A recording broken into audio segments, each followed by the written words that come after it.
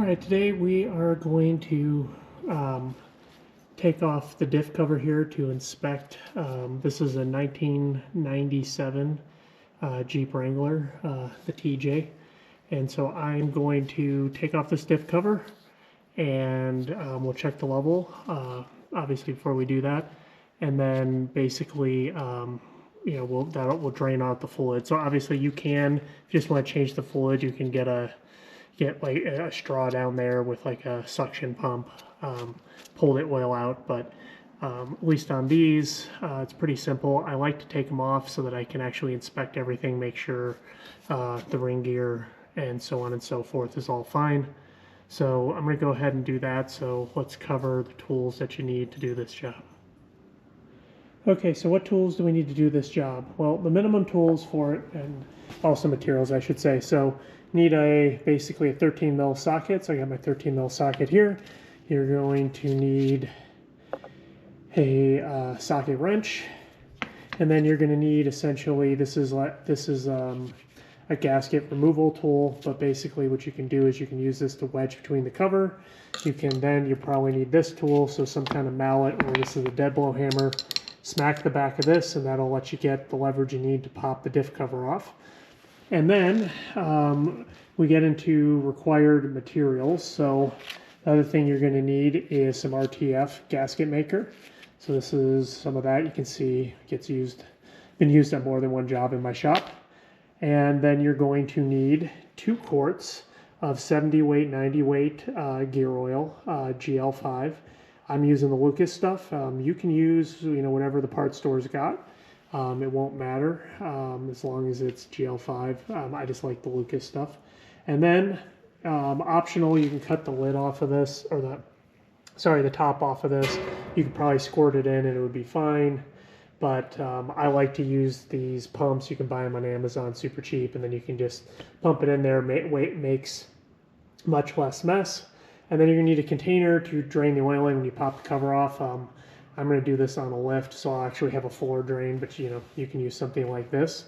And then the optional tools, so once you get the gasket, or once you get the diff cover off, you need to clean the surface. So I'm just using I'll use a die grinder with 3M row lock here. This is an expensive tool. You don't need these are a little pricey too. You don't need any of this. If you just have this and maybe a razor blade, you can just clean up the surface using that. It'll be just fine. And then the other thing that makes sense, if you don't want to spend time getting those bolts out, you can get an electric ratchet or an air ratchet and do that. And then the other thing that I have over here is a gasket. So instead of using the RTV, you can put the gasket in.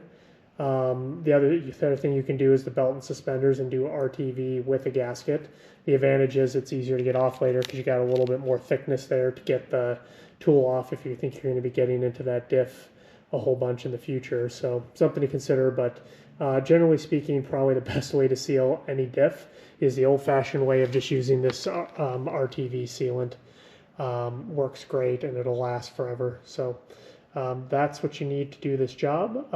And so let's go ahead and go up to the vehicle and get the first step going. Okay, so we're under the Jeep. So let's go ahead and take out this drain plug. So as aforementioned, this will just fit right in there. And then I have my drain underneath here. So in case any of this spills out, it'll spill out into there. Okay, so let's just give it a little bit of a go. It's not on too tight. And ideally, okay, yeah, so I can now do it with my hand. Nope, I can't.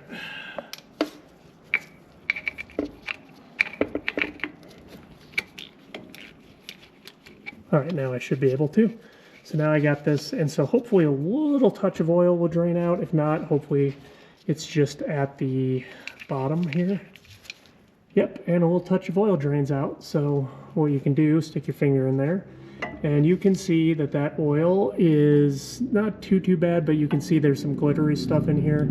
So it's probably really good, because what happens is when you don't do the scheduled maintenance on your differentials, transfer cases, or otherwise, transmissions, even if they're automatic, as well as manuals, like you get this silver stuff in there, and then it's basically like liquid sandpaper cycling through your your diff, and that's no good. So next thing we're going to do is we're going to zip off all these bolts.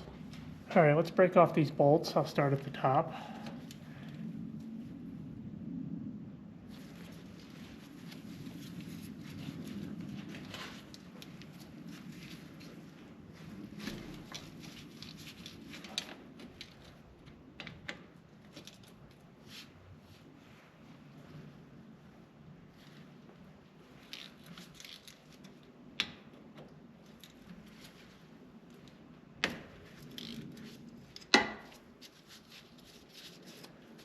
And that is the label that tells you the gearing in this.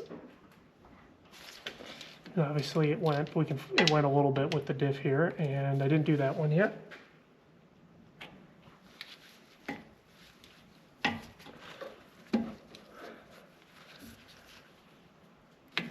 Okay. Now I'm just going to zip these off with a ratchet.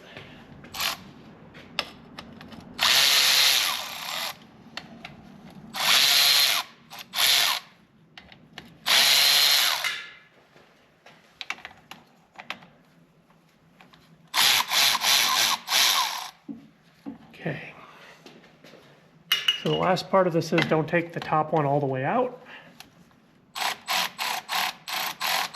Just a little bit, because then when this breaks free, it doesn't go flopping out on you. So now, I may have to move you, so hold on. Okay, I'm thinking that this is just gonna go without a lot of fight. Yeah, I want to make sure I got my drain pan well under here so I don't have to.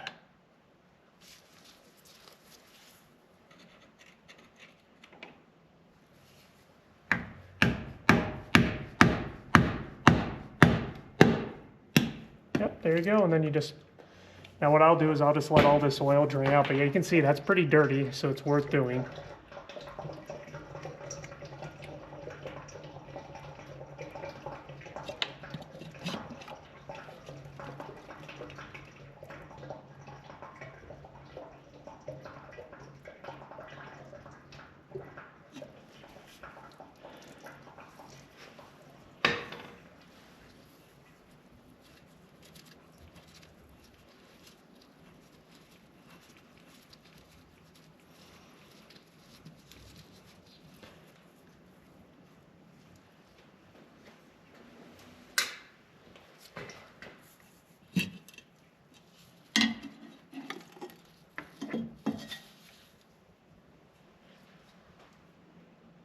All right, so now we'll just let that drain out for a minute, and initial things, like, you know, I mean, obviously oil's dirty.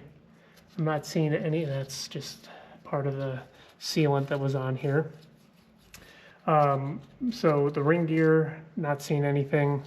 Pinions in the back, from what I can see, I'm also not seeing any giant chunks. You can see the spider gears here. Everything looks pretty good. It just probably was due for a service. And then if you look in here, you can see that there's a fair bit of just silvery stuff in there, as you can see. And so we'll go ahead and clean all this up, and I'll show you how I do that here next.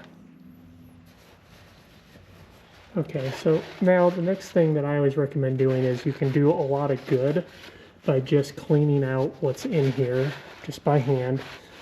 I know some people will spray brake cleaner in there. I think that's a little bit much for me. I just like to get my hand in here, because what we're just trying to do is remove any of those metal filings. And we just do it by just kind of, there's a little drop point in here, so you can clean that out. That also will hold a bunch of oil, so when you push this in, it'll force it out. And then, keep kind of just trying to clean this out, wipe down the various surfaces. And then at this point, that's about as good as I'm going to do. So now the next thing is, what you want to do is take either a razor blade or, like I said, this gasket remover, and you can scrape all this off to get a clean surface. I'm going to show you a bonus tool on this one. So I'm going to use a die grinder with a roll lock, and that'll clean this up a little faster. But once again, you can see how I was able to do a pretty darn good job just, you know, with this thing. But I'll show you the more fun, fancy tool here. All right, so it's got a die grinder. This one's starting to wear out, but this is essentially a 3M roll lock. The whites are the least grit, so for this kind of stuff, you're just trying to clean off gaskets. This is definitely the one to use. The other ones are a little more abrasive. So let's go ahead and clean this up.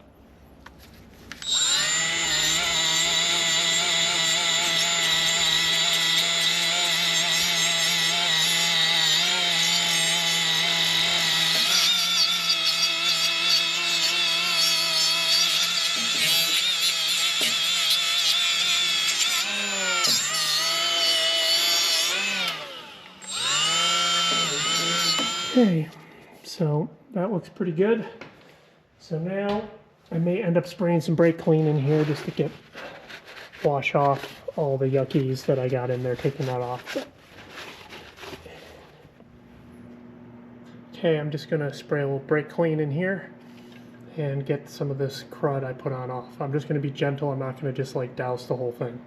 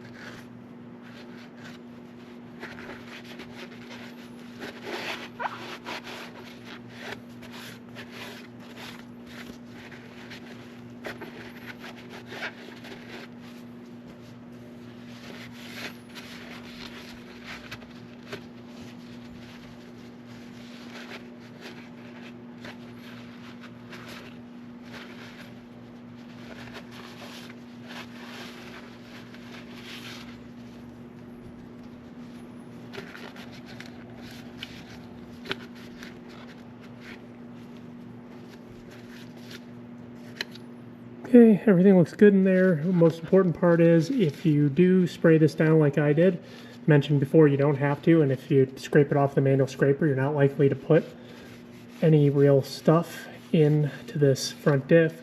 But if you do, you just got to clean it up. And by the way, the rubber, like metal is the worst. This rubber stuff would just get broken up. It's not going to be like just fatal the way like metal chips would be, but still, you know, you don't want to have to do unplanned maintenance on these things. You just want them to last forever, and they will if you just maintain them. So, all right, so for the hardware, I've got the bolt, I've got the tag. Sorry, I forgot to film it, but I just hammered this flat with the dead blow hammer. So now I'm just going to drop this here in the bottom of my parts washer, let those get degreased, and that'll clean them up nice. You know, and if we need to, I can take the scrub brush to it, but probably after sitting in here for, you know, the remaining time while I clean up the other parts, that'll be plenty and it'll look great. Okay, so now we're just going to clean up this. So I got a bunch of just shop towels. Just go ahead and wipe it out. All right, so then get your scraper. Just try and get the big pieces off.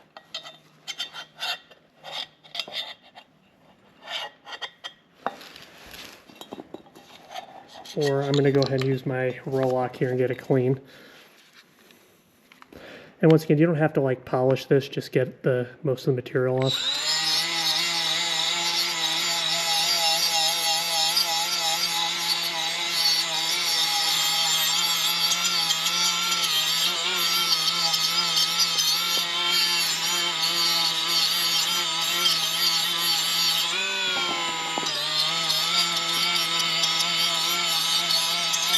Okay. So now I'm just feeling for spots that I missed. Once again, you don't have to polish it. We're just trying to make sure I get all the former gasket material off. And so now one of the things that I can do is I can just spray this a little brake clean. Clean it up.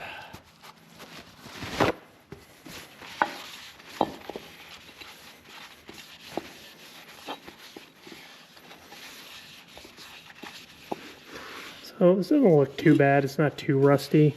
It's a little pitted. So this is, in my shop, we always go the extra mile.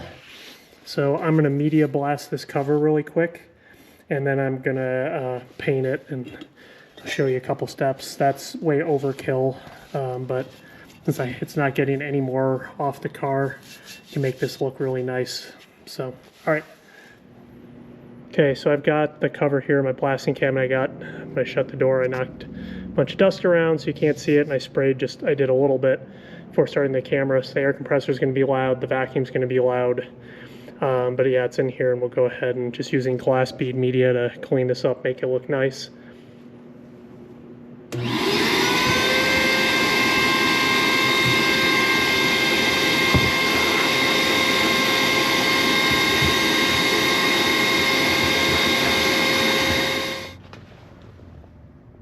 Well, if my voice sounds muffled, I got my respirator on. So you can just hit this with a rattle can. I'm powder coating it so I can just throw it in my I have a little powder coating setup I use for things like this so I can move them through my shop without waiting for paint to dry for 24 hours. Obviously, you can just take this off, hit it with a primer, hit it with a rattle can black, and you're good to go. I just have kind of a super inexpensive powder coating setup I got from Harbor Freight. It works great for my needs. So we're going to do that, and then I just have a little oven over here. I'm going to slide it in. Once again, this is way overkill, but I just really like to do a good job, and it's something that you can pass along. If you're doing this for a customer, you can pass it along, because a lot of people would like, these nice little touch-ups. Anyway, glass bead, media blasted. It's bare metal now, so let's go ahead and powder coat it.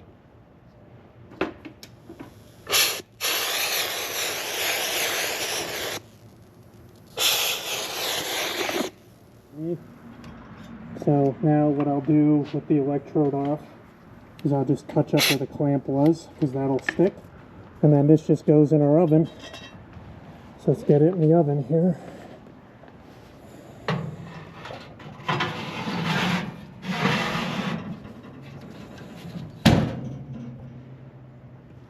Okay, so it's got to get up to 300 and I think 95 degrees. I've just got my oven set to max. I've got it so it heats from the top and bottom. So we'll just set this to about 30 minutes, and that should be good. And then I'll check it with an infrared gun halfway through, but that should take care of it. Okay, so you can see it's been running for a little, about half the time, right? So it's just a little less. So I'll take this out, and I'm going to take my heat gun here. You can see that's 412, so that's good. You can see I got a little bit of bubbling up there because I put too much on. But this is going to cook just fine, so we just need to leave it there for the remainder of the time. And basically, because it needs to be at that temperature for essentially 15 minutes, so we'll let the clock run out on this, and then we just let it cool, and we've got a nice clean diff cover. Okay, so I got my parts washer here. Get our bolts out. See how clean everything is. So, I just doing a repair here, not a concourse restoration, but these look a lot cleaner than they were. So now I'm just going to go dry these off with a paper towel, and these are ready to go back on the machine. Alright, so we talked about using the gasket, and we talked about using the gasket sealer.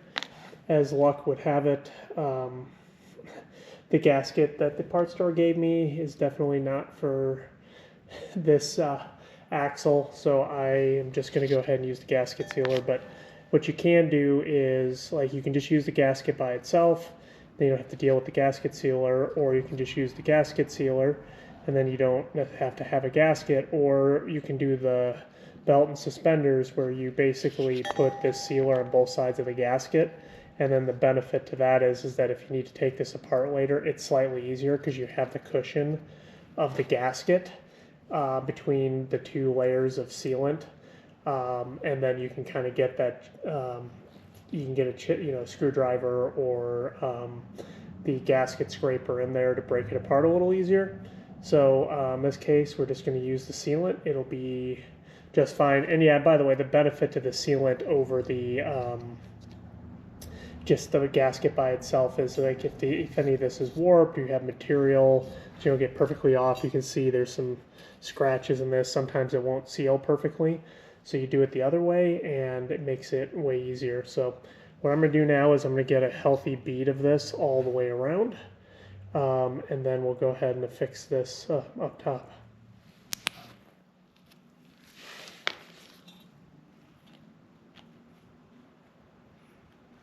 So it doesn't have to be super, super thick, but it does need to be consistently applied.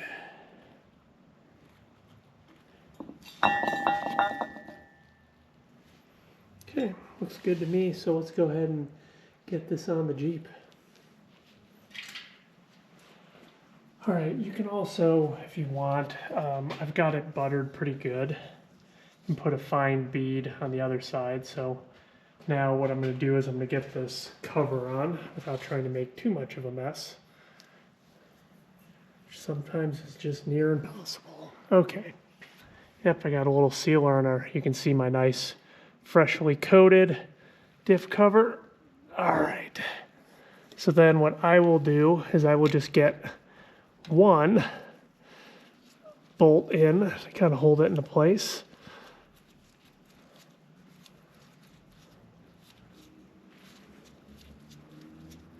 Usually a couple top ones will do. All right, now you just want to put these in finger tight because you basically have to let this set for an hour. And you just want it finger tight. So I'm going to get these two top ones in finger tight. So this is the side that the tag went on. So we'll just get these two in.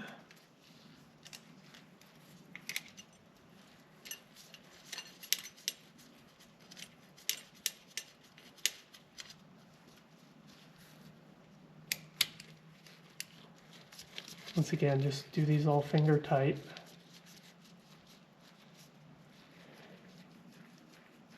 Now before you torque these down, you can put thread lock on these. I would use the blue, but it would also, I haven't had them really come loose on me. So, you know, tighten them down is probably just fine without the thread lock. But the reason why we're not doing the thread lock right now is because we're just finger tightening these bolts. So now I'm just going through and making sure they're all finger tight.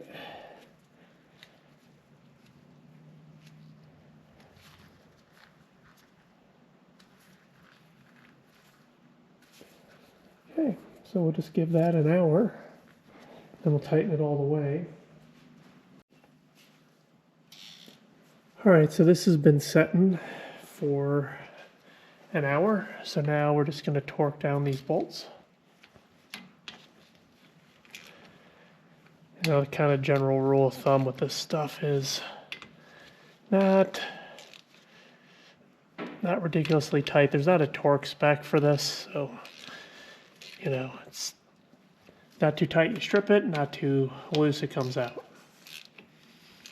And then this has to sit for 24 hours. There is a quicker set gasket material you can use, but if you have the time, I like to use this stuff because it really, truly just never seems to fail.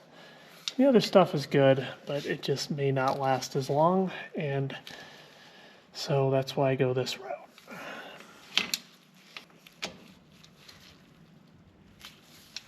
So the important thing is with this stuff is 24 hours to cure. So 23 hours from now, we can go ahead and fill this with fluid. Don't do it any sooner, so that you know you get a really good seal.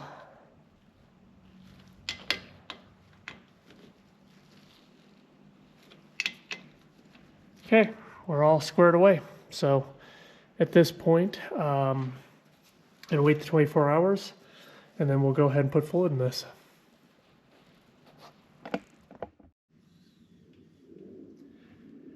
Okay, so this has had time to dry, so overnight, and so now we just need to start pumping in the gear oil.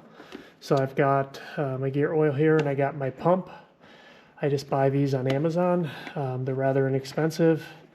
So now I'm just going to go ahead and keep pumping until this is all the way full.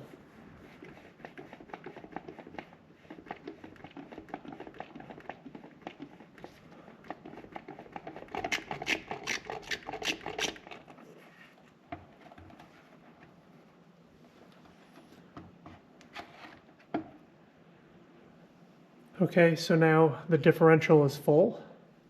So we're just going to go ahead and let that a little bit, I wanted to get it right up to the line, let that little bit weep out, and then we can go ahead and put the plug back in. All right, so while we're waiting for the differential to just weep, you can see there's a magnet here, and so I had all that, what do you call it, filings on the drain plug here, so you just want to clean that off really quick. Wipe it off with the rag. You can see here I dropped it in the tray and I got that pulled a bunch of the stuff off. So that's obviously what I refer to as the metal sandpaper cycling through differential, which is why you want to go ahead and do this service, because it cleans up the drain plug. And so yeah, we're good to go. So let's go ahead and put this back on the vehicle. Okay, so this is in. And so at this point, this job is done. So this is a Dana 30 front end. So basically, what I did here would actually apply really to any Dana 30. Even like, for example, if it was like a CJ that has the the passenger side drop, this is a driver side drop. Same thing, you're gonna get the cover off, do all the same procedures. So you can definitely use it for that. And obviously if you're doing any of the TJ era Wranglers with the 30 in them, that's exactly how this is going to go. And once again, I really appreciate you watching. I make these videos to help people be able to take on these projects themselves, and I hope that I've helped you. And if I have, if you could be so kind as to comment on the video, recommend the video to your friends, and then also like the video below. That really helps out my channel. Thank you so much.